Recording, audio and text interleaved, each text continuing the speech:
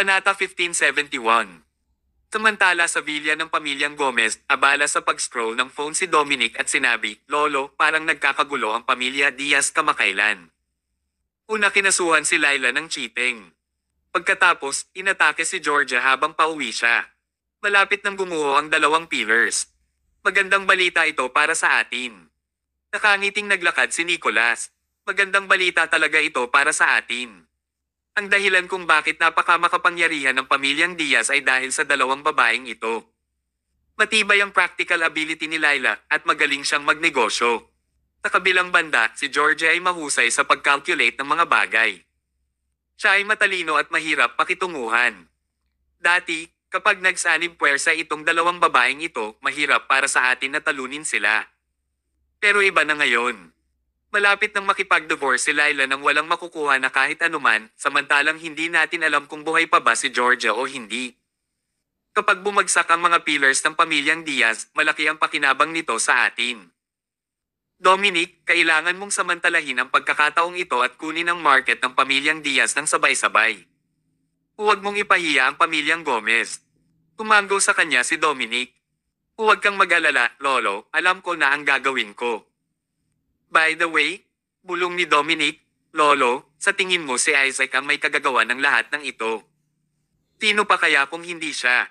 Sabi ni Nicholas, kapag itinapon na ni Isaac sina Laila at Georgia, ang kapangyarihan ng pamilyang Diaz ay napupunta na sa kanya. Sa kasamaang palad, siya ay isang walang kwenta na walang kakayahan. Kapag si Isaac na ang namamahala sa pamilyang Diaz, ito na ang pagkakataon natin. Pagkasabi niya nito, tumawa si Nicholas at tumabi. Ipinagpatuloy niya ang pag-prune ng kanyang minamahal na mga potted plants. Masaya siyang makita ang pamilyang Diaz na nagkakagulo. Kapag lalong magulo ang pamilyang Diaz, mas masaya ang pamilyang Gomez. Maulap ang langit at anumang oras ay papatak na ang ulan. Samantala, may isang maliit na kotse ang nagmamaneho sa kalsada. Sa loob ng kotse, nakikipag-ugnayan si Bruce sa kanyang mga subordinate. Tinisikap niyang hanapin ang kinaroroonan ni Georgia at itama ang kanyang mga pagkakamali. Dapat niyang hayaan si Isaac na maupo ng matatag bilang head ng pamilya. Matapos ang patuloy na paghahanap, wala pa rin silang nakita. Napabuntong hininga si Bruce at itinapon ang cellphone. Dahan-dahang huminto ang sasakyan at nakarating na siya sa bahay. Pinuksan ni Bruce ang pinto ng kotse at naglakad pa uwi. Habang naglalakad siya, lalo niyang nararamdaman na parang may mali. Noon, may isang tao na responsable sa pagtanggap sa kanya kapag siya ay umuwi. Gayunpaman, wala sa kanila ang dumating ngayon. Tsaka wala na ang mga bodyguard na responsable sa housekeeping ng mga sandaling iyon. Paniguradong may mali. Naramdaman ni Bruce na may mali habang naglalakad siya. Hindi niya namamalayan na ipinasok niya ang kanyang kamay sa kanyang damit at kinuha ang baril. Lumapit siya sa pinto at tiningnan ang bodyguard na nasa tabi niya. Inabot ng bodyguard ang kanyang kamay at itinulak ang pinto. Nakita niyang walang laman ang bahay. Walang tao at ang ilang mga bodyguard na nanatili para bantayan ang bahay ay nakatali sa mga upuan. Wala na si Lilia. Tara na. Tatalikod na sana si Bruce at aalis nang biglang isang malaking grupo ng mga tao ang mabilis na sumugod mula sa likuran na hamarang sa kanyang daraanan. Gusto niyang bumalik sa bahay pero nakita niya ang isang malaking grupo ng mga tao na lumitaw sa walang laman na bahay na humaharang sa daan ni Bruce mula sa harap at likod. Masama ito. Dahil alam niyang may mali, inilabas ni Bruce ang kanyang baril at handa nang gamitin ito. Bago pa niya ito magamit, isang dart ang lumipad at tumago sa likod ng kanyang kamay, dahilan para mabutas ito. Napasigaw siya sa sakit at nahulog ang baril sa sahig. Sa isang iglap, isang malaking grupo ng mga tao ang sumugod at hinawakan si Bruce. Ang iniisip na tank na tumulong kay Isaac na gawin ang lahat ng mga plano ay nahuli na sa wakas. Hindi convincing ang tanong niya, sino ang boss mo? Si George. Laila. Sinasabihan na kita ngayon na wala kayong mapapala sa mga babaeng ito. Mabuti pang tumigil ka ng maaga at sumama kayo kay Isaac para magkaroon kayo ng magandang kinabukasan. Hindi siya pinansin ng lahat. Patuloy na nagsalita si Bruce, ginagawa ninyo ito para lang sa pera, tama ba? Kung bibitawan niyo ako, bibigyan kita ng pera. Maraming pera. $1 million, $10 million, o $100 million. Magsabi ka lang ng halaga. Hindi ako mahihirapan na ibigay ito. Hindi pa rin siya pinansin ng lahat nang sabihin niya iyon. Hindi naman lahat ng tao ay nagmamalasakit sa pera lamang tulad niya. Ang pera ay hindi isang bagay na magagamit sa lahat ng oras. Sa sandaling ito, ang pera ay walang kwenta. Nabalisa at nagalit si Bruce, kaya nagmura siya. May lumapit at tinakpan ng itim na bag ang ulo. Bruce. Pagkatapos, pinusesan niya ito at inilayo siya. Sa tabi ng rumaragas ang ilog, mabagal na lumakad ang isang tao na madilim ang itsura. Dahan-dahang naglakad si Laila sa tabi ng ilog. Siya ay malungkot at desperado. Siya ay pure at inosente. Talagang naniniwala siya na may pag-ibig pa rin sa mundong ito. Hanggang sa nakita niya ang pangit na mukha ni Isaac, doon niya napagtanto na walang kwenta ang lahat. Peke ang lahat. Mapait na sumigaw si Laila. Matapos makipaghiwalay at pagtaksilan ng pag-ibig, sinimulan niyang tabyusan ang desisyong ginawa niya mahigit 20 years ago na ang nakalilipas. Naglakad siya papunta sa ilog at tumingin sa rumaragas ang ilog. Lalong lumalim ang kawalan ng pag-asa sa kanyang puso. Nakaramdam siya ng urge na gumagapang sa kanya. Pakiramdam niya ay kumapawi ang rumaragas ang ilog patungo sa kanya na nag-aakay sa kanya na umalis sa nakakadiring mundong ito. Kabanata 1572. Halika, sumama ka sa akin. Ang ilog ay patuloy na tinatawag si Laila na hinihikayat siya na pumunta sa pinakamalalim na bahagi ng ilog. Nawala sa tamang isip si Laila. Nakaramdam siya ng walang katapusang magulong kaisipan. Siguro ang kamatayan lamang ang makapagbibigay sa kanya ng kapayapaan at pagkakaisa. Imbes na mabuhay sa sakit, mas mabuting mamatay ng masaya.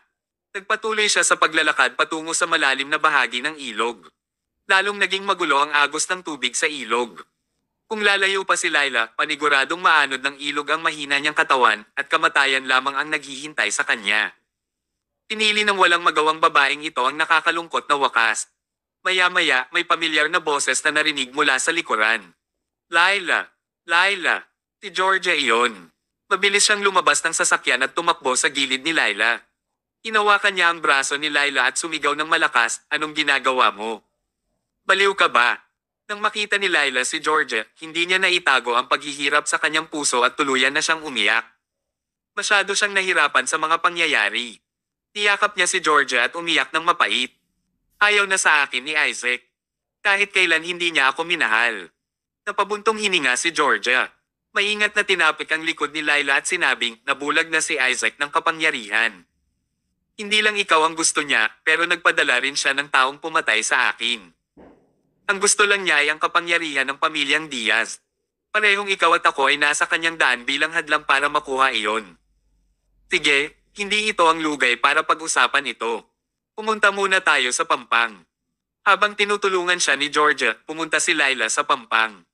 Pinunasan niya ang kanyang mga luha at sinabing, nawalan ako ng asawa at career, wala nang natira sa akin. Georgia, anong dapat kong gawin? Ano ang dapat niyang gawin? Malamig na sumagot si Georgia, syempre, dapat kang maghiganti. Hindi dapat natin hayaan ang ating sarili na matalo ng hindi lumalaban at hayaan si Isaac na makuha ang lahat ng gusto niya. Pero ano ang magagawa natin sa kanya? Plano kanyang iframe dahil at sabihin sa lahat na ikaw ang cheater at maghanap ng isang tao para patayin ako. Ang dalawang kasong ito ay sapat na para manatili siya sa bilangguan ng mahabang panahon. Pagkatapos ng ilang sandali, nagpatuloy si George pagsasalita. Hindi ba gusto ni Isaac na pabagsakin tayong dalawa para makuha ang lahat ng kapangyarihan ng pamilyang Diaz? Haha, huwag na siyang umasa na magiging tapat tayo sa kanya. Laila, magtutulungan tayo para pabagsakin siya. Hatiin natin ng pantay ang kapangyarihan ng pamilya Diaz sa pagitan nating dalawa. Sa future, tayong dalawa ang magiging head ng pamilyang Diaz. Nang marinig ang mga salitang ito, nagalab din ang apoy sa puso ni Laila. Kapag hinayaan niya ang kanyang sarili na mamatay ng ganito, hindi ba ito ang gusto ni Isaac? Dahil siya ay walang puso, hindi niya hahayaan ang kanyang sarili na magpasakop. Papatayin niya ang bastos na ito. Dahil dito ay naisip ni Laila, Georgia, ano ang dapat nating gawin? Ilang sandali pa ay sinabi ni Georgia na ayos na ni Thomas ang lahat para sa atin. Susunod tayo sa inihanda ni Mr. Mayo.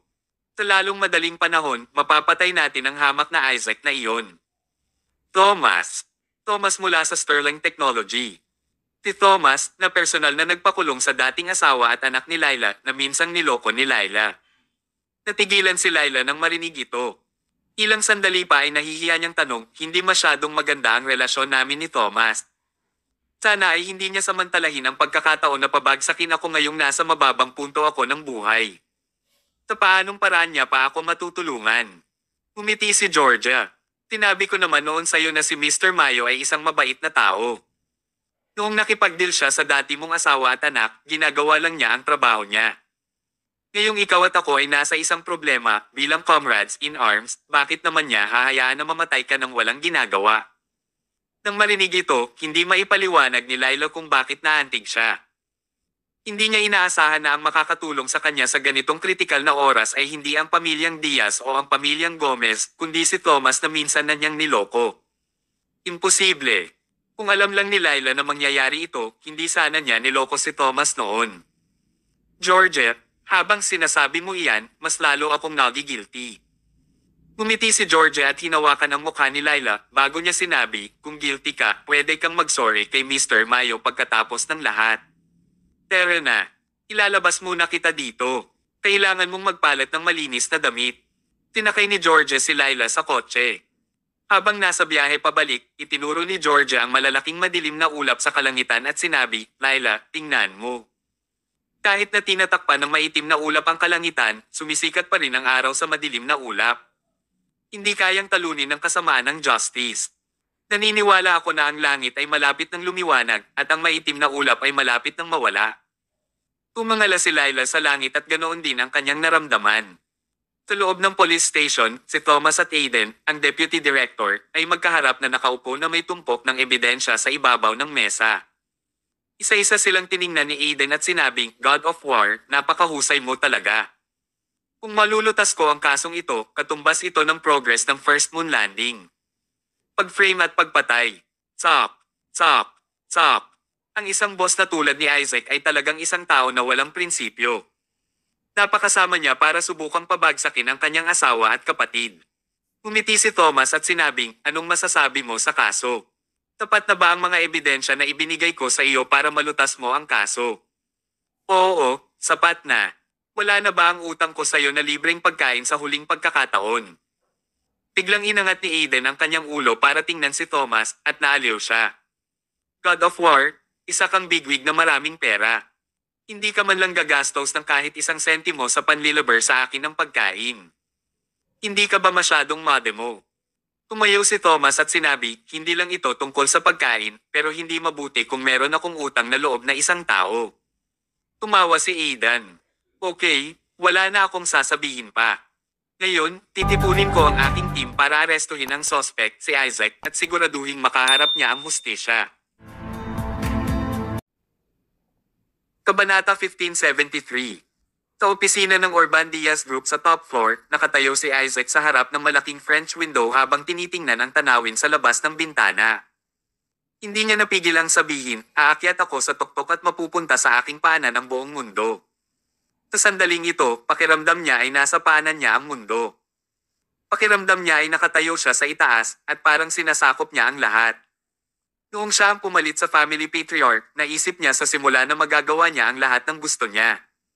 Gayunpaman, lumitaw ang dalawang babae at nagbahagi ng kanyang kapangyarihan. Napakalungkot niya nitong mga nakalipas na taon. Ngayon, ang dalawang sinumpaang babaeng ito ay nasa harapan at siya ang may huling say sa pamilyang Diaz. Siya ang may huling sasabihin. Walang maglalakas loob na sumalungat sa kanya at ito ang isang magandang bagay na binibigay ng kapangyarihan. Ang Animal Forest at ang V-Series ay mapupunta na sa akin mula ngayon. Magiging walang kwenta na mula ngayon ang pamilyang Gomez at ang pamilyang Martin. Habang iniisip nila sa ang kanyang magandang kinabukasan, may tao na paulit-ulit na nagpindot ang doorbell na humihimok sa kanya na buksan ang pinto. Ano? Galit na galit si Isaac nang tingnan niya kung sino ang nasa labas ng pinto. Ito ay ang Orban Diaz Group. Ito ay kanyang teritoryo. Itinapon na niya ang dalawang babae, kaya siya ang may huling say dito. Tinong tao ang may lakas ng loob na mag-doorbell ng ganito? Tinong may lakas ng loob na mag-doorbell ng paulit-ulit sa building ko? Ilang sandali pa ay sinabi ni Isaac sa secretary, pumunta ka doon at tingnan mo kung sino ito. Parang gusto niyang mamatay sa ginagawa niya. Tumakbo ang sekretarya, tiningnan ito, at tumakbo pabalik. May mga pulis. Pulis. Oo, maraming pulis. Natigilan si Isaac. Bakit pumunta dito ang isang malaking grupo ng mga pulis? May kinalaman kaya ito sa kaso ni Laila? Hindi tama iyon. Malamang mula sa korte ang mga ito. Buksan ang pinto at tingnan. Medyo natarante si Isaac at hindi na niya pinakita ang kanyang heroic na ugali gaya ng dati. Bumukas ang pinto. Pumasok si Aiden kasama ang iba pang mga pulis at sinabi kay Isaac, "Ikaw si Isaac Diaz, ang chairman ng Urban Diaz Group, tama ba?" "Oo." Napatingin si Isaac kay Aiden at alam niyang siya ang deputy director ng police station. Ang tanong ay ano kaya ang ginawa ni Aiden? Ilang sandali pa ay sinabi ni Aiden, "Isaac Diaz, ikaw suspected ng pag-slander kay Laila Duncan at sa pagkakasangkot mo sa isang attempted murder case. Tumama ka sa amin sa police station." Slander at attempted murder. Nakangiting sinabi ni Isaac, "Mr. Hartley, sa tingin ko parang nagkamali ka. Ako ay isang masunurin sa batas na model citizen. Bakit ko naman gagawin ang ganitong klase ng krimen?" Kinuha ni Aiden ang warrant of arrest.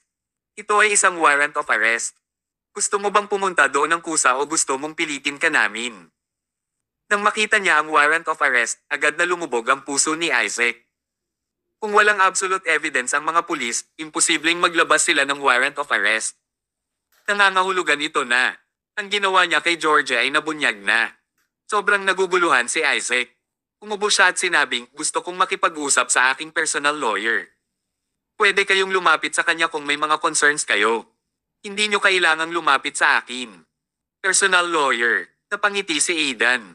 Si Bruce ba ang tinutukoy mo? Tama iyan. Hindi mo na siya kailangan pang hanapin. Nahuli na namin si Bruce. Ayaw mo ba siyang makita? Sumama ka na lang sa amin sa police station at makikita mo siya. Si Bruce ay naaresto rin. Sa pagkakataong ito, hindi na alam ni Isaac ang gagawin niya. Si Bruce ang kanyang think tank. Kung wala si Bruce, si Isaac ay magiging walang kabuluhan at wala siyang magagawa. Ang kaninang masiga at masaya niyang ugali ay tuluyang nalanta. Usasan niyo siya at ilayo dito. Sa utos ni Aiden, ang huling sospek ay inaresto na sa wakas at dinala sa hustisya. Sa ngayon, ang crime gang ito na binubuo ng bodyguard na si Locke, ang nagpapanggap na si Lilie, ang personal na lawyer na si Bruce, at ang chairman na si Isaac ay tuluyan ng natalo kasama na ang mga killer na sinanay nila. Lahat sila ay inaresto at dinala sa hustisya. Sa loob ng police station, si Isaac ay nakaupo sa isang steel chair nakaposas ang mga kamay at nakasuot ng prison uniform. Kinakabahan siyang tumingin sa nagtatanong. Simula ng interrogation. Si Aidan, ang deputy director, ang personal na nagtanong kay Isaac, harapin natin ito isa-isa ng dahan-dahan. Una sa lahat, ang kaso ng maling akusasyon ni Laila. Mr. Diaz, ikaw at ang bodyguard mo na si Locke ay sinasadyang kumuha ng ilang posibleng intimate photos ng palihim at hinayaan pa nilang magpanggap na siya si Lilia na talagang ang kamukhang kamukha ni Laila. Nang wala si Laila sa bahay, pumasok siya sa kwarto at sinuot ang damit ni Laila. Pagkatapos, kumuha siya ng mga larawan at video kasama ang bodyguard para saruan si Laila at akusahan ng adultery. Inaamin mo ba? Napaka-decisive na sumagot si Isaac, "Hindi. Hindi ko ginawa ang mga sinabi mo." "Hindi mo ginawa?" Alam ni Aiden na hindi niya ito aaminin ng ganoon kadali kaya inihanda na niya ang trump card sa simula pa lang. Agad niyang pinatugtog ang recording ni Locke. Sa recording, malinaw na ipinaliwanag ni Locke ang nangyari. Malinaw niyang ipinaliwanag kung paano ito pinlano ni na Isaac at Bruce, kung paano inayos ang bawat hakbang, gaano kalaki ang benepisyong ibinigay sa kanya, at kung nasaan makikita ang pera. Ngayon, hindi ka pa rin aamin.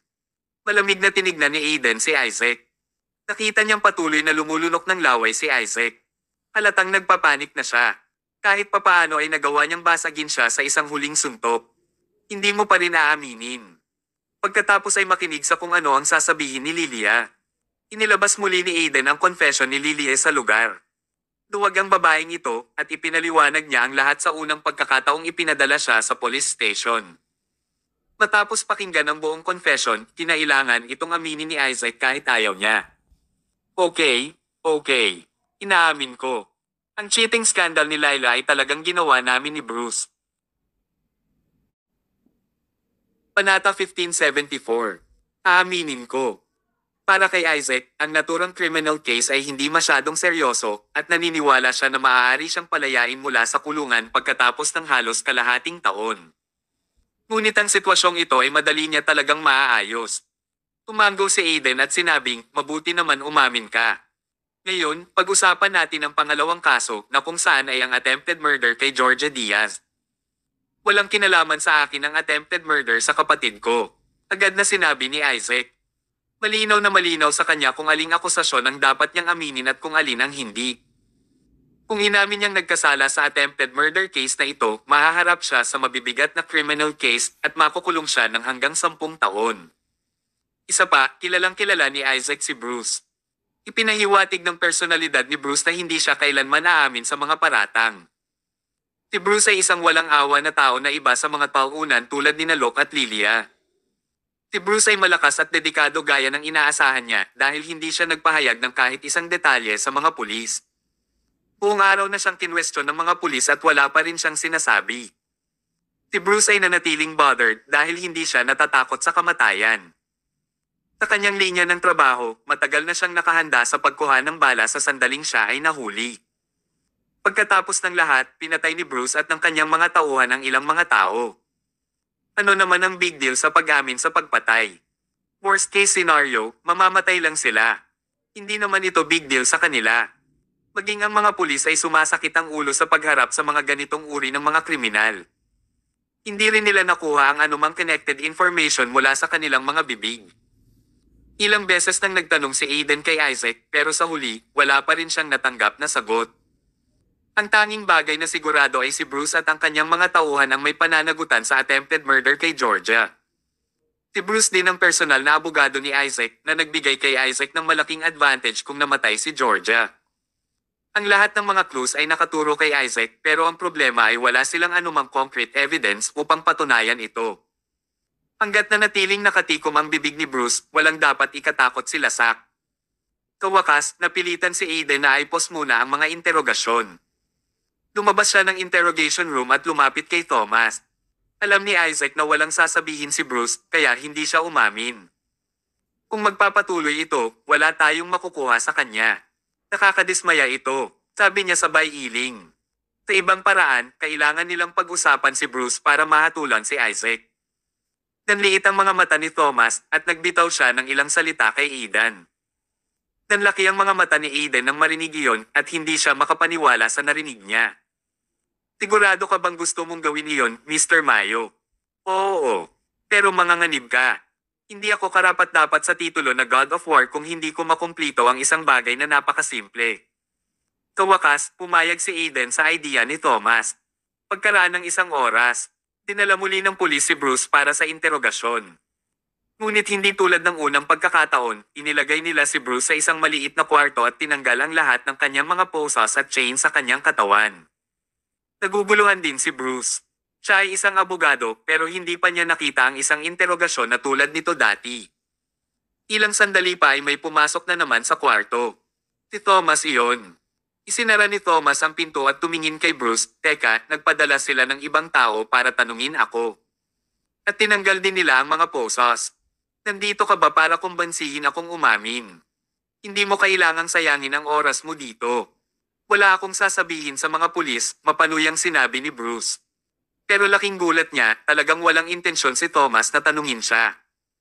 Galing ka sa digmaan dati, di ba, Bruce? Mahina akong tanong ni Thomas. Natigilan si Bruce sa tanong nito.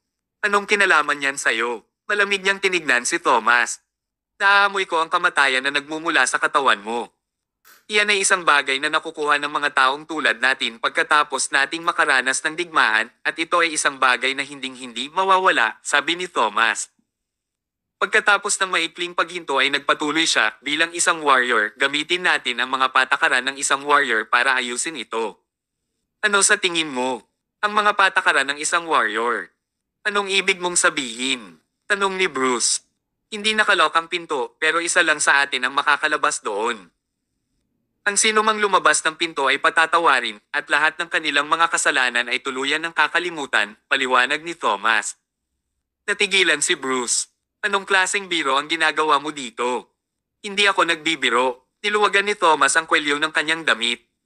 Kung matatalo mo ako at lumabas sa pintong ito, pakakawalan ka ng pulis at magiging malaya ka sa lahat ng iyong mga nakaraang krimen. Pero kung hindi mo kaya, kailangan mong aminin ang iyong mga pagkakamali. Ganyan ang mga patakaran ng isang warrior. Si Bruce ay isang walang awa na tao, pero matalino rin siya. Alam na alam niya na sinusubukan siyang guluhin ni Thomas, pero wala siyang dapat ikatakot. Siya ay dating pumatay ng mga kaaway sa mga larangan ng digmaan at gustong-gusto niya ang mabilis at tuwirang mga solusyon sa mga problema. Tutuperin mo ba talaga ang mga pangako mo? Oo. Sige, kung ganoon. Ipapakita ko sa iyo kung ano ang pakiramdam na maging isang tunay na mandirigma at hyper-ana sa iyo ang isang nakakatakot na kamatayan. Nang magsisimula na si Bruce sa laban, agad namang sumigaw si Thomas, "Sandali. Ano? Tinusubukan mo bang tumakas?" Humisi si Thomas, umiling, at naglabas ng lubad. Ibinaluktot niya ang isang siko at itinali ang kanyang braso. Nasugatan ang braso mo noong inaresto ka.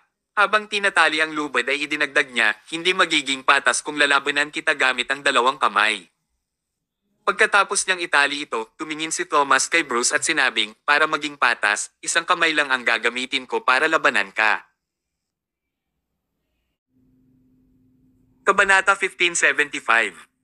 Si Aidan, ang deputy director, ay pabalik-balik sa harap ng pinto, kinakabahang nilalabas at pinapasok ang kanyang mga kamay sa kanyang mga bulsa. Hindi naman big deal kung matalo si Thomas sa laban. Pero kung matalo siya at masaktan, o mas malala pa, kung mamatay siya sa laban, iyon na ang pinakamatinding sakuna na hindi niya kayang solusyonan. Paano siya magre-report sa kanyang mga higher-ups kung ang God of War ay namatay bilang resulta ng kanyang mga aksyon? Halos magkasakit si Aiden sa sobrang pag-aalala. Bakit hindi na lang natin ito kalimutan?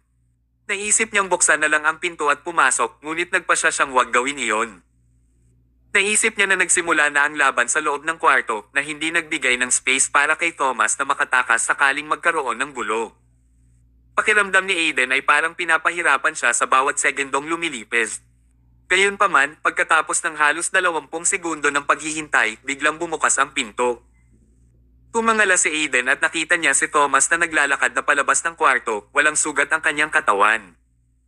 Dahil si Thomas ay umalis ng hindi nasaktan at sa ganoong kaikling panahon ay maaari lamang sabihin na hindi pumayag si Bruce sa arrangement na ito. "Hindi ba sinabi ko na sayo na hindi gagana ang plano, Mr. Mayo?" Tumanggaw si Aidan. Hindi kailanman papayag si Bruce na gawin ito.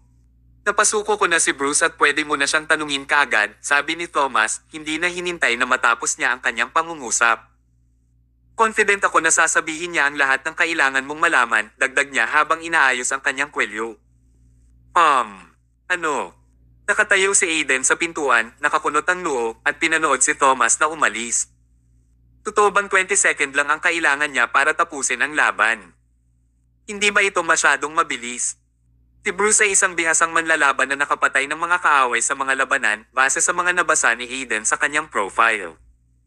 Kahit na ang mga normal na pulis ay hindi siya kayang pigilan. Wala pang 20 seconds ay natapos na siya ni Thomas, kasama na dito ang kanilang pag-uusap. Kaya, posible na ang oras ng kanilang pakikipaglaban noon ay wala pang 3 second. Nakakahanga talaga. Sa puntong iyon ay nagkaroon na si Aiden ng general understanding tungkol sa totoong God of War. Narinig na niya noon ang tungkol sa kahusayan ni Thomas at tungkol sa pagiging God of War niya, ngunit sa araw na iyon ay nasaksihan niya ito ng sarili niyang mga mata. Lumunok siya at pumasok sa kwarto. Ang tanging nakita lang niya ay isang taong walang malay na lalaking bumubula ang bibig sa sahig. Ang taong ito ay ang makapangyarihang Bruce Wiley. Kahit si Bruce ay akalain na talagang na-knockout siya ng isang tao sa loob ng wala pang 3 segundo. Malabo lang ang naaalala niya nang sumugod siya kay Thomas, ang naitindaan niya lang ay binato siya ng suntok. At pagkatapos ay nagdilim ang kanyang paningin at nakaramdam ng discomfort sa kanyang dibdib. Hindi niya alam kung paano gumanti si Thomas sa kanya. Ang pagkakaiba sa pagitan ng malakas at mahina ay kamangha-mangha. Lumipas ang isa pang oras. Tinabi ni Bruce ang buong katotohanan tungkol sa kanyang mga krimen. Siya ang tipo ng tao na tumyupad sa kanyang salita at umaamin ng pagkatalo. Kawakas, maaari nilang tanungin si Isaac sa pangalawang pagkakataon. Umupo ulit si Isaac sa metal na upuan. "Mr. Hartley, hindi mo ba ako tinanong kanina lang?" Natatawang sinabi niya habang nakatingin kay Aidan. "Bakit tinatanong mo ulit ako?" Hindi ba ito ang katapusan nito? Uulitin ko lang sa'yo ang sinabi ko kanina. May ibang tao na nagtangkang patayin ang kapatid ko at hindi ako iyon. Wala akong kinalaman sa buong bagay na ito. Ang attempted murder sa iyong kapatid ay isinagawa ng isang grupo ng mga assassin na sinanay ni Bruce. Nagkataon din na ang iyong personal lawyer, sabi ni Aidan. Kaya ano ngayon? Humisi si Isaac, lawyer ko lang siya, at bakit ko naman kukunin ang pagkakataon na gumawa ng krimen? Hindi ba parang hindi ito makatuwiran? May patunay ka ba na ako ang nagsimula ng kaso? Oh, Mr. Hartley, may sama ng loob si Bruce sa aking kapatid at siya ang gumagawa ng lahat ng ito. Ito ay walang kinalaman sa akin. Talaga? Oo naman. Umiling si Aiden at sinabing, hindi ba parang hindi ito ganoon ka-simple? Inamin ni Bruce ang lahat ng mga paratang at sinasabi niya na ikaw, si Isaac Diaz, ang utak sa likod ng lahat ng ito. Tumatanggi ka ba sa akusasyon na ito? Inamin ba niya ang mga paratang? Napaisip na lang si Isaac kung may mali ba siyang narinig. Si Bruce, na kilala sa pagiging matigas ang ulo, ay umamin na lang sa lahat ng mga kaso. Kabanata 1576. Sinusubukan mo ba akong lokohin, Mr. Hartley? Hinding-hindi aamin si Bruce ang alinman sa mga ito. Malamig na tumawa si Aiden at sumenya sa taong nakatayo sa tabi niya. Mabilis na lumitaw ang isang pulis, dala ang mga papeles ng confession ni Bruce. Lumapit siya kay Isaac at ipinakita ito sa kanya. Tingnan mo ito ng mabuti, Isaac. Ito ang lahat ng ebidensya na ipinagtapat ni Bruce. At sinusubukan mo pa ring tumanggi. Isa-isang sinuri ni Isaac ang bawat pangungusap na nakasulat sa papel. Tumutulo ang malamig na pawis mula sa kanyang noo. Hindi mapigilan ng kanyang dalawang kamay ang panginginig. Hindi niya inasahan sa buong buhay niya na aamin si Bruce sa krimen. Paano naging posible iyon? Nagpanik si Isaac. Hindi na niya mapigilan ang kanyang sarili na magpanik. Aaminin mo ba ito o gusto mong tulungan ka naming gawin ito, Isaac? Mahaharap mo ang ilang mabibigat na kaso kung kinakailangan. Sabi ni Aidan. Walang kabuluhan kung patuloy kang lalaban sa puntong ito. Isang mabigat na buntong hininga ang pinakawala ni Isaac at sumagot, okay, aamin ko. Ako ang nagutos kay Bruce na patayin si Georgia at siya rin ang nagplanong i-frame si Lila. Ako ang nasa likod ng lahat ng ito. Kawakas, nagsalita na ang lalaki. Kawakas ay naipahinga na ni Aiden ang kanyang isip at masusing isinulat ang bawat pahayag. Kinabukasan ng 10 o'clock ng umaga. Nagsagawa ng press conference ang mga polis at naglabas ng pampublikong pahayag tungkol sa lahat ng bagay tungkol kay Isaac na nagbibigay ng hustisya kina Lila at Georgia. Sa ngayon, natapos na ang labanan ng kapangyarihan ng pamilyang Diaz. Dahil dito, nagmadali ang media na i-report ang insidente na ang lahat ng mga headline ay nakatuon sa mga balita tungkol sa internal politics ng pamilyang Diaz. Si Isaac Diaz, ang head ng isa sa 3 malalaking pamilya ng Central City, ay natalo. Dahil walang gaanong kinalaman si Isaac sa kanila, ginamit ng karamihan ng mga tao ang balitang ito bilang paraan para magsimula ang isang discourse. Gayunpaman, hindi ito isang magandang balita para sa pamilyang Gomez. Umupo si Nicholas sa sofa ng kanyang mansyon, humihit-hit ng sigarilyo at nakaramdam ng inis. Noong una, naniniwala siyang babagsak na sina Georgia at Lila at si Isaac ang papalit sa pamilyang Diaz. Pero parating may silver lining sa bawat sitwasyon at isang malaking pagbabago ng mga kaganapan ang nangyari sa huling minuto. Si Georgia at Lila ay hindi nasaktan pero sinira ni Isaac ang kanyang sarili.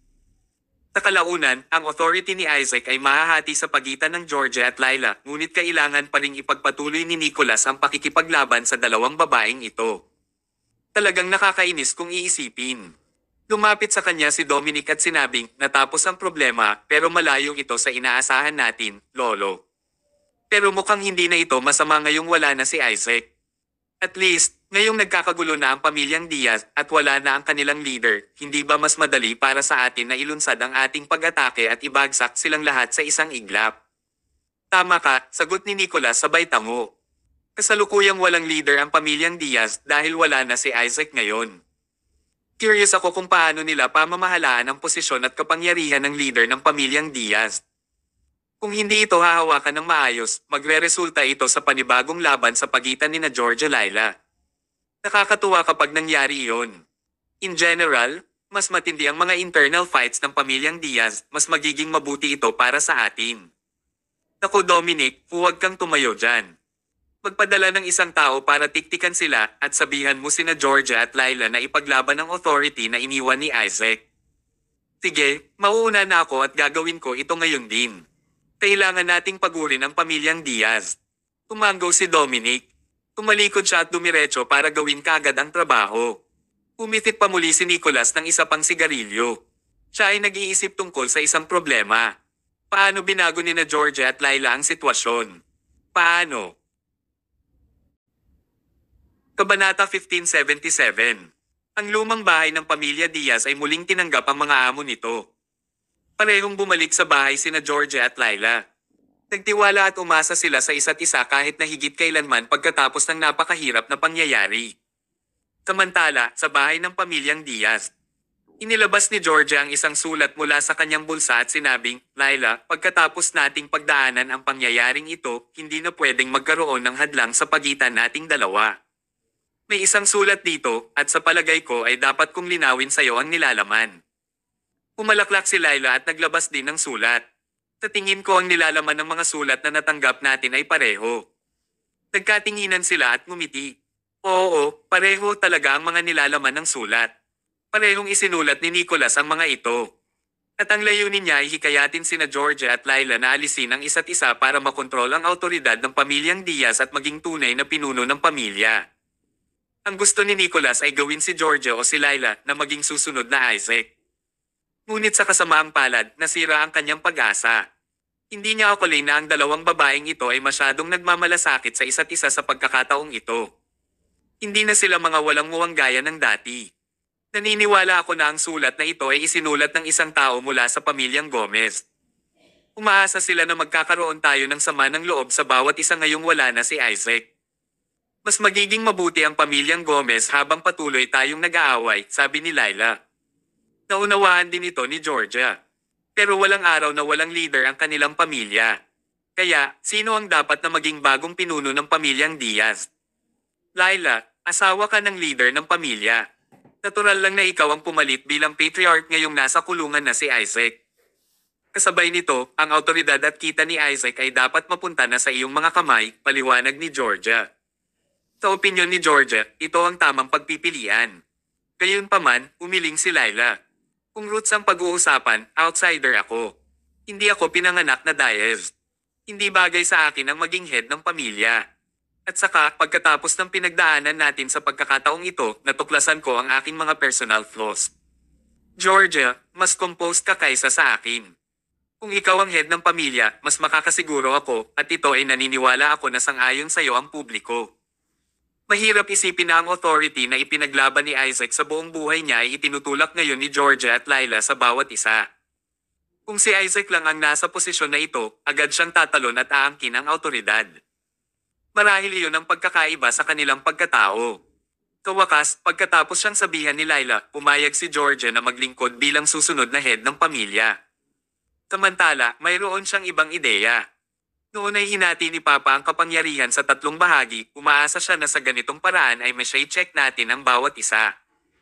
Kung magsisilbi akong head ng pamilya at sabay-sabay na ako sa lahat ng negosyo ni Isaac, walang alinlangan na mas magkakaroon ako ng authority sa'yo. Magiging mahirap para sa'yo na bantayan ako kung magkamali ako sa hinaharap. Kahit ako ang maging head ng pamilya, sa tingin ko ay hindi ko kayang kontrolin ng buo ang business ni Isaac. Kailangan itong kunin ng ibang tao. Ibang tao. Sino? Sa totoo lang, maliban sa dalawang babaeng ito, walang sino man sa pamilyang Diaz ang may mga qualifications para pumalit sa tungkulin. Ang taong ito ay nagtataglay ng mga pambihirang abilities at malaki ang tulong na ibinigay niya sa atin. Nagawa mo rin siyang dayin sa isang pagkakataon. Malaki ang utang natin sa kanya at naniniwala ako na ngayon na ang pagkakataon para bayaran siya, hindi ba? Sabi ni Georgia habang nakangiti. Pagkatapos ng lahat ng kanyang sinabi, alam na ni Laila kung sino ang tinutukoy ni Georgia. Kung siya ang tinutukoy mo, sumasang-ayon din ako, matatag na sabi ni Laila. Makalipas ang 2 araw. Dumalo si Thomas sa press conference ng pamilyang Diaz pagkatapos siyang bigyan ng imbitasyon. Sa press conference, nagbigay ng maikling update si Laila sa kasalukuyang sitwasyon ng pamilyang Diaz na nagsasaad na kasalukuyang nakakulong si Isaac at bakante ang posisyon ng family leader. Maaaring walang araw na walang pinuno ang pamilya Diaz, kaya magtatalaga ng bagong pinuno ang pamilya Diaz. Pagkatapos ng isang round ng talakayan, napili si George na maging head ng bagong pamilya. Ang mga news at media reporters ay abala sa pagkuha ng mga larawan at pagsasagawa ng mga interviews upang makuha ang makasaysayang sandali. Noong araw na iyon, nagkaroon ng bagong family head ang pamilyang Diaz, isa sa tatlong pinakamakapangyarihang pamilya ng Central City. Samantala ay nagpatuloy si Georgia, kahit na ako ang napili na maging head ng pamilya, hindi ko papalitan ang negosyo ni Isaac. Bilang respeto sa huling hiling ng aking yumaong ama na hatiin ang authority sa tatlong bahagi. Nagpasya kaming dalawa ni Laila na pumili ng pangatlong tao na mamamahala sa kabuuan ng negosyo ni Isaac. At ang taong iyon ay ang taong nakatayo sa tabi ko, ang chairman ng Sterling Technology, Mr. Thomas Mayo. Nagulat ang lahat ng mga manunood. Lahat ng mga spotlight ay nakatutok kay Thomas. Natigilan din si Thomas. Siya ay dumalo lamang sa conference bilang isang kaibigan ngayon at hindi siya nabigyan ng anumang impormasyon noon pa man.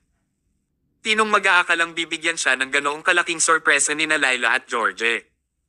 May ituturing pa nga ito na nakakagulat na balita sa kanya. Sa loob ng pamilyang Diaz, ang negosyo ni Isaac ang pinakamahalaga at ngayon ang lahat ay nasa ilalim na ng kontrol ni Thomas. Hindi kailangang mag-alala si Thomas tungkol sa kawalan ng sapat na pera para gastusin para sa pagkakataon na ito. Alam ni Thomas na sina Georgia at Laila ay sinusubukang bayaran siya pero masyadong malaki ang reward na ibinigay sa kanya. Ilang oras pa ay natapos ang press conference. Kabanata 1578. Dumating si Thomas sa headquarters building ng Urban Diaz Group kasama sina Georgia at Laila. Ito ay dating lugar ni Isaac Diaz pero ito ay pagmamayari na ngayon ni Thomas. Sabay silang tatlo na pumunta sa pinakamataas na palapag. Sinabi ni George, Director Mayo, mula ngayon, opisyal na kayong magiging bahagi ng pamilya Diaz at hahabulin ang lahat ng responsibilidad ni Isaac. Payagan akong magpaliwanag sa iyo ng ilang bagay upang mabigyan ka ng pangkalahatang ideya. Director Mayo, alam mo ba kung tungkol saan ang negosyo ni Isaac? Bahagyang umiling si Thomas. Sinabi ni George. Ang pamilya Diaz ay nakatuon sa negosyo ng kababaihan na nangangailangan ng kita mula sa mga kababaihan mula sa aking V-Series. Mga luxury goods, cosmetics, skincare products, designer bags, at iba pa. Ang Monteverde Animal Forest ay nag-aalok ng buong hanay ng mga serbisyong nauugnay sa alagang hayop. Ito ang dalawang pangunahing kategorya na kumita ng malaking pera mula sa mga kababaihan. Ang pinakakumikita, gayunpaman, ay wala pa sa alinman sa dalawang kategoryang ito. Ang Prosperous Star Pavilion na dating kontrolado ni Isaac ay ang pinakakumikita. Maunlad na ang Star Pavilion. Ito ang unang pagkakataon na narinig ito ni Thomas. Paliwanag ni Georgia, ang Prosperous Star Pavilion ay isang pavilion na magsasama ng lahat ng bituin sa langit. Ang mga bituin na iyon ay alahas. Ang kumpanya ni Isaac ay dalubhasa sa pagproseso at pagbebenta ng mga alahas. Ang kita ay katumbas ng kabuuan ng serye ng V at Animal Forest. Si Thomas ay may pangkalahatang pag-unawa sa kanyang narinig hanggang sa puntong ito. Ang huling linya ng negosyo para sa pamilya Diaz, Prosperous Star Pavilion, ay ang negosyo ng alahas. Kung saan, may karanasan si Thomas sa larangang ito. Kung tutuusin, marami siyang trabaho na may kinalaman sa alahas noong nasa Southland District pa siya. Director Mayo, sundan mo ako. Dinala ni George si Thomas sa isang pinto at binuksan ito gamit ang eksklusibong susi ng ulo ng pamilya. Nakarating sila sa isang kakaibang kwarto pagkatapos nilang maglakad sa mahabang koridor. Walang laman ang silid na ito, ngunit kapag tumangala ang isa, malalaman ang halaga ng silid na ito. Ang kisame ng silid na ito ay idinisenyo upang magmukhang isang madilim na kalangitan sa gabi at nakatanim sa loob ng malaking kortina na ito ay hindi mabilang na mga hiyas. Bawat isa sa kanila ay kumikinang na parang bituin sa langit, kumikinang ng maliwanag. Ito ang ibig nilang sabihin noong sinabi nilang lahat ng bituin ay natipon dito. Napangiti si Georgia at sinabing, "You'll manage this place in the future." Bawat bituin sa kurtinang ito ay lubhang mahalaga, lalo na ang pinakamakinang na bituin sa gitna. Ito ay isang hindi mabibili at bihirang kayamanan. Habang sinasabi iyon, pinindot niya ang isang buton at hinubad ang pinakamakinang sa mga bituin bago ibinigay kay Thomas. Director Mayo, ito ay Radiant Heart. Panatilihin ito bilang simbolo ng pagkuha sa Prosperous Star Pavilion. Salamat. Lumapit si Thomas at kinuha ito. Tumingin siya sa brilyante. Ito ay hindi isang ordinaryong brilyante dahil ito ay maliwanag, nakasisilaw, at napakaganda. Alam ni Thomas na napakaganda ng red along tinanggap niya sa pagkakataong ito. Pero pinatatag din nito ang relasyon niya sa pamilya Diaz na ginagawang mas simple sa hinaharap na makipagsanib puwersa sa kanila laban sa pamilya Gomez. Kasabay nito, sa loob ng villa ng pamilya Gomez, pagkatapos manood ng press conference ng pamilya Diaz, galit na galit si Nicolas kaya itinapon niya ang isang nakapaso na halaman sa sahig. Galit talaga siya. Si Georgia at Laila ay parehong sumuko sa pakikipaglaban sa negosyo ni Isaac nang sabay-sabay at ibinigay ito kay Thomas. Ha? Anong joke? Mga santo ba sila? It's simply outrageous. Galit na galit si Nicolas nang maisip niyang si Thomas ang pumalit sa negosyo ni Isaac. Sa hinaharap, kung gusto ni Thomas ng pera, makukuha niya ito. Kung gusto niya ng kapangyarihan, kung gayon ay makukuha rin niya ito. Upang maalis siya, ang pamilya Gomez ay kailangang dumaan sa higit pang mga paghihirap. Napabuntong hininga din si Dominic at sinabing, I have arranged for people to write letters to Georgia and Laila respectively to instage their infighting. Gayunpaman, ang dalawang babaeng ito ay talagang nakagawa ng isang gentleman's agreement o kasunduan ng dalaga sa kasong ito na talagang kahanga-hanga. Admirable, my gosh. Dalawa silang walang isip. Ibinibigay nila ang kapangyarihan at pera ng pamilya Diaz sa isang tagalabas. Ha! Kumugulong sa libingan ng mga ninuno ni Diaz kapag nalaman nila ito. Si Nicolas ay pumasok sa isang tirade. Ngunit, kahit na ano, ito ay isang bagay ng pamilya Diaz at wala siyang kinalaman dito. Si Nicolas ay nagsimulang makaramdam ng panganib na gumagapang sa kanyang pintuan. Paulit-ulit nilang inatake ang pamilya Diaz at nabigo sa bawat pagkakataon. Sa kabilang banda, ang pamilya Martin ay umunlad sa industriya ng entertainment. Nakipag-isa si Thomas sa pamilya Martin at Diaz para sama-samang harapin ang pamilya Gomez. Kung magpapatuloy ito, magiging madilim ang kinabukasan ng pamilya Gomez. Biglang may naisip si Nicolas. Aniya, naalala ko ngayon, may buhay pa ang pamilya Diaz. He's Isaac and Lila's uncle. He was expelled from Diaz family after failing to win the competition for the position of family head back then. Nagkibit balikat si Dominic. Hindi ko alam ang mga detalye ng mga lumang gawaing ito. Sinabi ni Nicolas, naaalala ko na ang pangalan ng tiyuhin na ito ay Tarek. Oo, Tarek Diaz. Dominic, kunin mo si Tarek ngayon din at dalhin siya sa akin. Tanong ni Dominic, ano ang magagawa ng isang taunan na natalo sa kompetisyon para sa padre de pamilya at natiwalag sa pamilya Diaz? Sa tingin mo ba kaya pa niyang pabagsakin ang pamamahala ni na Georgia at Laila? Ngumiti si Nicolas at sinabing, maaaring hindi niya kayang ibagsak ang pamumuno ng dalawang hanggal na babae na iyon, ngunit maaari niyang nakawin ang negosyo ni Thomas. Kabanata 1579. Napakaraming gantimpala ang inani ni Thomas sa pamilya Diaz na nagpapatunay na tama ang naging desisyon niya sa pagliligtas kay Laila sa pagkakataong ito. Ang kanyang desisyon ay hindi lamang nagpagaling sa mga lumang lamat kundi nagpatibay din ang kanyang ugnayan sa pamilya Diaz. Ito ay tulad ng pagpatay ng dalawang ibon sa isang bato. Matapos iwan ng pamilya Diaz sa kanyang sasakyan, dumiretso si Thomas sa History Center. Isang fan meeting ang gaganapin dito ngayong gabi. Marami sa mga kalahok sa Good Boys of the Summer ang sumikat bilang resulta ng kasikatan ng palabas. Ang kanilang mga katayuan ay lubos na pinahusay, ang kanilang katanyagan ay tumaas, at sila ngayon ay sinasamba ng isang malaking bilang ng mga tagahanga. Upang gantimpalaan ang mga tagahanga at palawakin ang impluensya ng Good Boys of the Summer, nagpasya si Dylan na magdaos ng fan meeting. Isa si Vera sa pinakahihintay na bituin ng palabas. Hindi nagtagal, dumating si Thomas sa History Center at kinuha niya ang VIP exclusive channel ng diretso sa upuan sa front row. Ang mga nakaupo sa front row ay pawang mga big shot na mayayamang tao at kagalang-galang. Maliban kay Thomas, umupo rin sina Dylan at Samantha sa unang row. Bilang karagdagan, marami sa mga pangunahing pamilya ng Central City ang nagpakita din upang ipakita ang kanilang suporta. Ang mga maginoong ito ay may pera at paglilibang sa kanilang mga kamay at gusto nilang ituloy ang mga bagay na ito. Lumapit si Dylan kay Thomas at nakipagkamay sa nagpakilala sa isang binata. Halika, Direktor Mayo, ipapakilala kita. Ito ang bunsong anak ng amo ng Advice Finance, si Willem Torvald.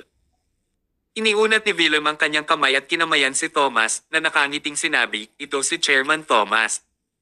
Narinig ko lang ang pangalan niya ngunit hindi ko pa siya nakita. Sa wakas ay makikilala ko na rin siya ngayon. Siya ay talagang maganda at marangal ang hitsura. Magaling siyang kausap.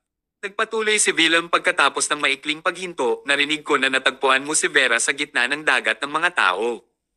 Nabalitaan ko rin na Gina Momo ang kanyang pinsala. Napangiti ng mahina si Thomas, Vera is a beautiful lady with a sweet voice. Naging famous, that's a sure thing. Nakatulong lang ako ng konti. Masyadong mahinhin talaga si Direk Mayo, sabi ni Willem. To be honest with you, mahal ko si Vera deep down to the marrow of my bones, and today, I'm going to confess my love to her in front of her fans. Pagkasabi niya noon ay si Aris na nakatayo sa likod ni Thomas ang unang nagpalit ng ekspresyon. Naikuyom niya ang kanyang mga kamao at lumakas ang kanyang paghinga. Sa kabilang banda, mukhang mas kalmado si Thomas at ngumiti habang sinasabi, maraming tao ang may gusto kay Vera. Angkop ba para kay Young Master Willem na gawin ito? Ano ba talaga ang hindi bagay? Sino pa ba sa kwarto ang kayang makipag-compete sa akin? Director Mayo, qualified ka, pero may asawa ka, kaya hindi ka makikipag-compete sa akin, di ba? Pumagalpak ng tawa si Willem at lumipat sa gilid para makipag-chat sa ibang maharlika. Umupo si Thomas kasama si Aris. Matapos ang ilang saglit na katahimikan. Biglang sinabi ni Thomas, ano ang plano mo? Natigilan si Aris, plano. Anong ibig mong sabihin? Ibinaling ni Thomas ang kanyang ulo upang seryosong tumingin kay Aris at sinabing, huwag kang magpakawalang isip. Alam nating lahat na gusto mo si Vera. At naniniwala akong hinahangaan mo ang kanyang talento pati na rin ang kanyang personalidad kaysa sa kanyang hitsura lamang. Kung hindi, ano ang gagawin mo? Tinubukan kong tulungan si Vera at huwag iwanan sa kabila ng pagkawala ng kagandahan niya. Nakikita ko ang lahat sa iyong puso para kay Vera, hindi nakikita ng mga nasasangkot ang malaking larawan, ngunit karaniwang alam ng mga hindi alam ang sitwasyon. Marahil ay hindi mo ito napapansin, ngunit sinasamba ka ni Vera at naging naghihintay sa pag-amin mo. Aris, bilang isang lalaki, kailangan mong maging mas maagap at matapang. Bahagyang ibinaba ni Aris ang kanyang ulo, mamantong hininga, at sinabi, hindi ako sapat para sa kanya. Ang kasalukuyang Vera ay ang bituin ng bukas, nagniningning ng maliwanag, at ano ako? Namatay ako sa labanan kung hindi mo ako kinuha. Ang isang katulad ko ay hindi kailanman karapat-dapat kay Vera, itong nagniningning at nakasisilaw na bituin. Walang magawang umiling si Thomas. Kabanata 1580. Sa mata ni Thomas, si Aris ay mapagkakatiwalaan at maasahang mabuti. Ang hindi niya inaasahan ay minamaliit ni Aris ang sariling halaga pagdating sa pag-ibig. Maliban dyan, ano kayang mangyayari ngayon kay Vera kung walang Aris? Si Aris ang nakadiscover kay Vera, nakahanap ng solusyon para mabura ang scar, at siya ang hindi umalis, tinitiyak na laging protektado ang puso ni Vera. Nakita ni Thomas na talagang hinihintay ni Vera ang Aris. Pero hindi alam kung may katapusan ba ang kanyang paghihintay o wala. Sa wakas ay nagsimula na ang fan meeting. Lumabo ang entablado na sinundan ng mga kislap na lumilipad sa kalangitan. Lumitaw ang ilang bokalista sa mataas na entablado sa lahat ng apat na direksyon, sabay-sabay na kumanta ng pambungad na kanta. Napakasigla ng mga kanta at sayaw. Nang matapos ang pambungad na kanta, ang host ay umakyat sa entablado at nagsalita pa bago magsimula ang pangalawang kanta. Sunod-sunod na kanta ang tumugtog, sunod-sunod na mga awit ang umakyat sa entablado, at ang hitsura ng bawat isa ay nagdulot ng siklab ng galit sa buong karamihan ng mga tagahanga. Siyempre, ang kasukdulan ng pagsasaya na ito ay hindi dumating hanggang sa paglitaw ni Vera. Si Vera ang pinakasikat na bituin sa entablado ng Good Voice of the Summer. Dumalo siya sa buong costume at gumawa ng isang grand finale appearance. Inaawit ang kanyang sikat na kanta na To the Tune of Silk Washing Stream na nagdulot ng hiyawan at pagsasaya mula sa buong audience sa pamamagitan lamang ng kanyang presensya. May mga taong nahimite pa dahil sa kakulangan ng oxygen dahil sa sobrang excited. Kitang-kita ang kapaligiran ng eksena. Pagkatapos ng isang kanta, nakipag-interact si Vera sa mga fans sa eksena. Ang kasalukuyang Vera ay may higit at higit na estilo ng malaking bituin. Bilang personal na alagad ni Gemma, taglay din niya ang disposisyon ni Gemma. Isang lalaking naka-white suit ang lumapit kay Vera ng mga sandaling iyon, may hawak na bulaklak sa isang kamay at isang maliit na pulang kahon ng regalo sa kabilang kamay. Natigilan ang buong audience ng fans. Natigilan din si Vera. Sino ang taong ito? Kasama ba ang isang ito sa daloy ng kaganapan? Ang taong iyon ay si Willem. Nauna na siyang nagplano kasama si Dylan na lumabas at ipagtapat ang kanyang pagmamahal kay Vera sa sandaling ito. Siyempre, kinailangan ni Willem na gumastos ng malaking pera para pumayag si Dylan sa kanyang kaayusan. Pumayag si Dylan sa panukala ni Willem matapos matanggap ang pera. Hindi sigurado kung tatanggapin ni Vera ang kanyang pag-amin. Sa sandaling ito, nilapitan ni Willem si Vera na may mga sariwang bulaklak sa kanyang kamay, bahagyang ngumiti, at sinabi, sa harap ng 10,000 tagahanga sa madla, Vera, isa akong malaking tagahanga mo. I risk universal condemnation by meeting you. Sana lang mabigyan mo ako ng chance. Pinuksan niya ang maliit na gift box na hawak niya. Isang 24 na carat diamond ring ang iilagay sa loob ng gift box. Na may magandang liwanag na sumisikat dito. Naghiyawan ng mga babae sa eksena. Napakaganda ng brilyante na iyon. Willem remarked, I like you, Vera. Please accept me and take this diamond, which symbolizes my sincerity. Natigilan ang lahat sa mga salitang ito. Confession talaga yon. Ipinagtapat niya ang kanyang pagmamahal kay Vera sa harap ng lahat ng mga tagahanga at inilabas din ang napakamahal na brilyante. Masyadong makapangyarihan ang taong ito sa yaman at katapangan. And all this time, tahimik lang na nanonood si Aris sa madilim na sulok.